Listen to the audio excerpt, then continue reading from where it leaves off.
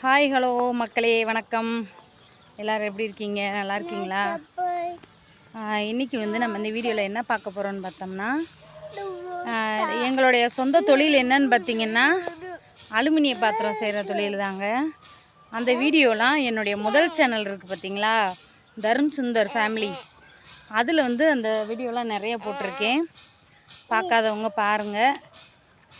நாங்கள் இப்போ ஏன் அந்த வீடியோ நான் போடலைன்னு பார்த்தீங்கன்னா, அலுமினிய பாத்திரம் செய்கிறதுக்கு தகுடு வேணும். தகுடுனா என்னன்னு பார்த்திங்கன்னா, அலுமினியத்தெல்லாம் உருக்கி அவங்க அப்படியே தகுடு மாதிரி ஆக்கிடுவாங்க.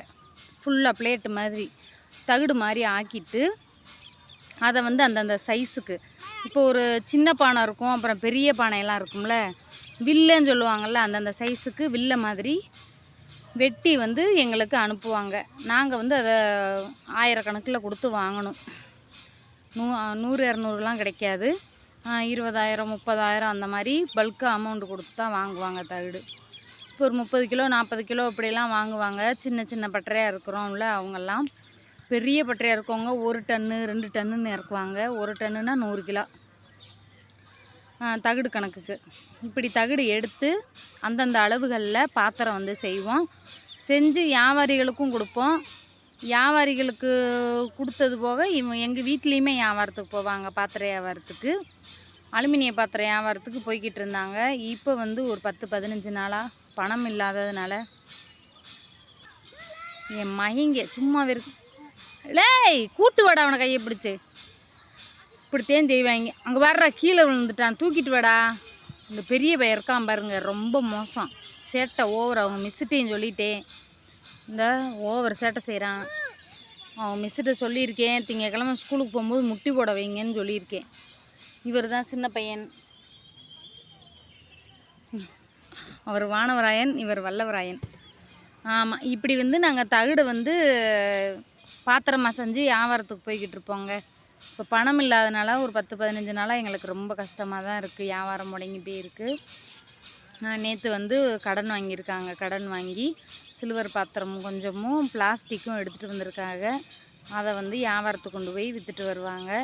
இப்போ தாங்க எங்களுக்கு என்ன செய்ய, டெய்லி குடும்ப செலவுக்கே அந்த மாதிரி தான் இருக்குது. நான் லோனு கேட்டிருக்கேன். மகளிர் இதில் களஞ்சியம்னு ஒரு குழு இருக்குது. அதில் லோன் 40,000 ரூபாய்க்கு. நான் கேட்டது 50,000 ரூபா எல்லோரும் எழுதுகிறாங்க. எனக்கு 30,000 தான் தருவாங்களாம்.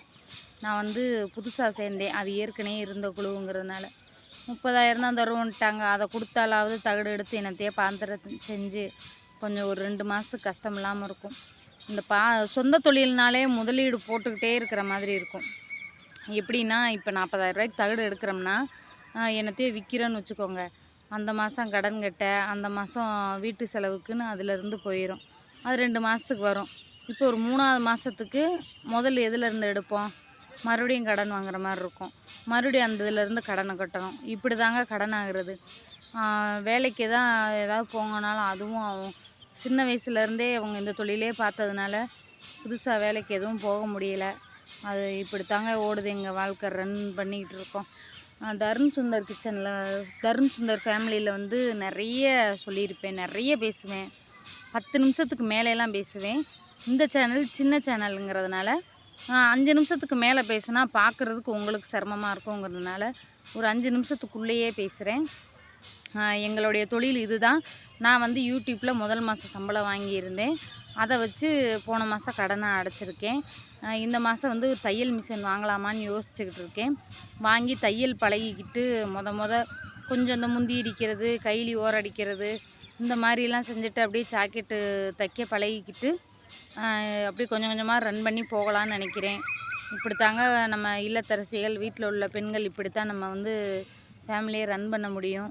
அவங்க வெளியில் கடன் வாங்கினாலும் நம்மளால் முடிஞ்ச அளவு கடன் வாங்காமல் அன்றாட செலவுகளுக்கு யூஸ் பண்ணி அப்படியே நம்ம லைஃப்பை ரன் பண்ணி கொண்டு போகலாங்கிறது தாங்க என்னோடய எண்ணம்.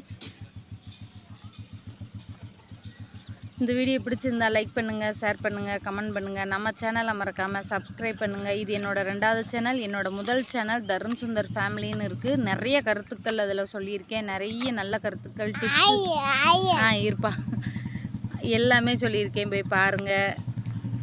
பாய் பாய் சொல்லிடு. பாய்.